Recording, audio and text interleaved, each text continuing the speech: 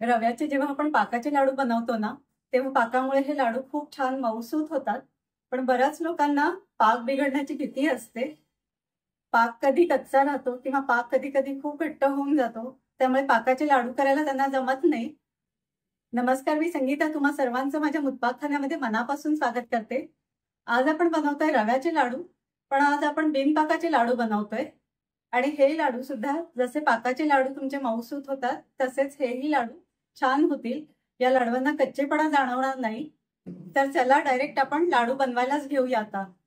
रवा लाडू बनवण्यासाठी इथे मी घेतलाय अर्धा किलो बारीक रवा, जो मेजरिंग कपच्या साह्याने मोजला तर 3 फुल कप इतका हा रवा आहे. 300 ग्रॅम साखर घेतली आहे मी, जी मेजरिंग कपच्या साह्याने मोजली तर 1.5 कप इतकी आहे. तूप घेतलंय अर्धा कप, हे साधारण 150 ग्रॅम इतकं आहे. आता आधी आपण रवा भाजून घेऊया. रवा भाजून घेताना आपल्याला असं जाड बुडाच्या कढईमध्ये भाजून घ्यायचं आहे आणि ती कढई शक्यतो अशी पसरट असावी. याशिवाय रवा आपल्याला एकदम मंद गॅसवरती भाजायचा आहे. मंद गॅसवर छान फुलेपर्यंत तूप घालून घालून आपल्याला हा रवा भाजायचा आहे. रवा छान फुलला म्हणजे मग त्याचा कच्चेपणा निघून जातो आणि खाताना तो तोंडामध्ये आपल्याला चिकट लागत नाही. कढई मी गरम करायला ठेवली आहे, त्यात आधी मी रवा घालून घेते.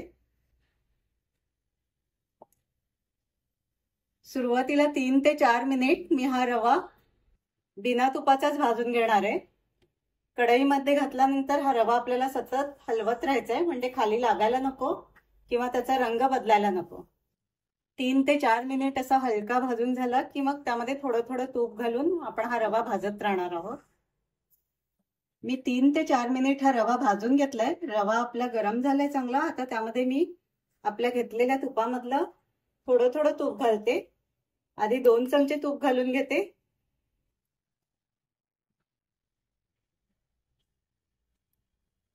आणि हा रवा पुन्हा त्या तुपावर छान परतून घेते. रवा सतत हलवत राहायचे आपल्याला आणि रव्याचा रंग आपल्याला बदलू द्यायचा नाहीये.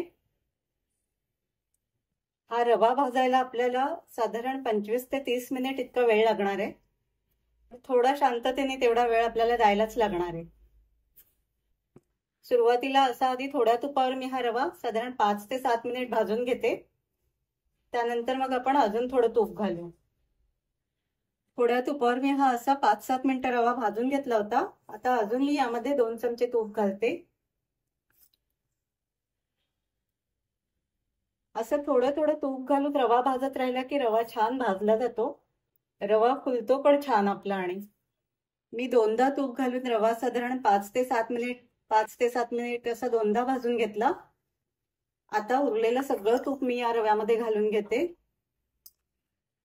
आणि पुन्हा आपण हा रवा साधारण 10 मिनिट इतका भाजून घेऊया.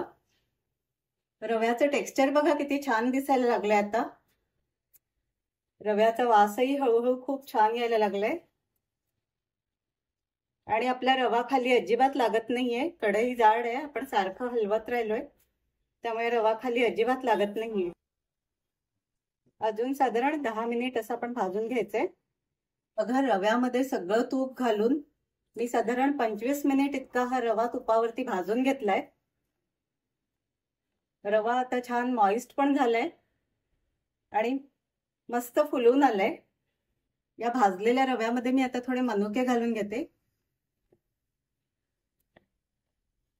या मनुका मी अख्ख्याच नाही घातल्यात, एकेका मनुकेचे 2-2 तुकडे करून घातले, म्हणजे लाडू वळताना ते आपल्याला चांगले पडतात. मनुका घालून झाल्यात. आता थोडे पिस्त्याचे काप घालते. तुम्ही तुमच्या आवडीप्रमाणे कुठलेही ड्रायफ्रुट्स घालू शकता. 1-2 मिनिट अजून थोडं परतून घेते. आता रवा आपला पूर्ण भाजून झालाय. आता जेव्हा आपण असे रव्याचे लाडू बिनपाकाचे करतो ना, तर तेव्हा रवा भाजून झाला की लगेचच गरम गरम रव्यामध्ये आपण साखर कालवून टाकतो, पिठी साखर, आणि ते मिक्स करून त्याचे लाडू वळायला घेतो. पण मग काय होतं की हे मिश्रण आपलं कधी कधी लाडू वळता वळता सुकून जातं किंवा आपले लाडू जरी बनले तरी ते लाडू खातानाही सुके लागतात. आपले पाकाचे जे लाडू असतात ते पाकामुळे त्याला मॉइश्चर आलेलं असतं आणि ते लाडू खायला आपल्याला मऊसूत लागतात. पण हे लाडू सुद्धा आपल्याला आता थोडे मऊसूत करायचे. या लाडवामध्ये मी आता साखर घालायच्या आधी अर्धा कप मिल्क मेड घालते. मिल्क मेड घातल्याने रवा सॉफ्टही होतो आणि रव्याची चवही खूप छान होते. अगदी 1 मिनिट मी हे परतून घेते आणि त्यात मग आपली बारीक दळलेली पिठी साखर घालते. ही पिठी साखर मी 300 ग्रॅम घेतली आहे, कारण मी मिल्क मेड घातलं या रव्यामध्ये.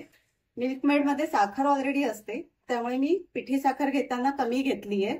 जर तुम्ही मिल्क मेड नाही घातलं तर पिठी साखर साधारण 400 ग्रॅम इतकी घ्या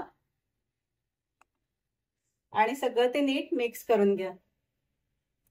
आपण मिल्क मेड घातलंय, साखरही आपली थोडी मेल्ट होते. मी वेलचीची पूड घालायला विसरली, वेलचीची पूडही घालून घेते. हे मिश्रण थोडं सुकं वाटतंय, यामध्ये मी अजून 2-3 चमचे तूप घालून घेते, म्हणजे आपल्याला लाडू वळायला थोडं सोपं जाईल. आपलं मिश्रण नीट मिक्स करून झालंय. आता पूर्ण मिश्रण मिक्स करेपर्यंत मला अजून साधारण 50 ग्रॅम इतकं तूप लागलं होतं, कारण मिश्रण माझं थोडं कोरडं झालं होतं. आता याचे गरम असतानाच मी लाडू बांधायला घेते.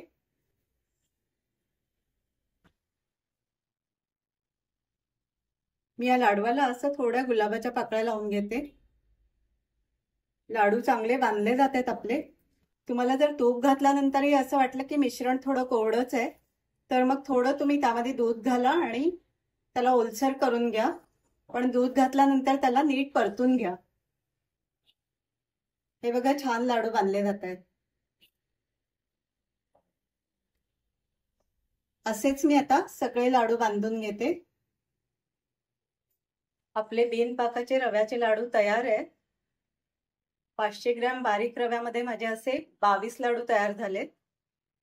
थोडे लहान साईजचे लाडू केले तर 500 ग्रॅम मध्ये असे 25 लाडू तयार होतील.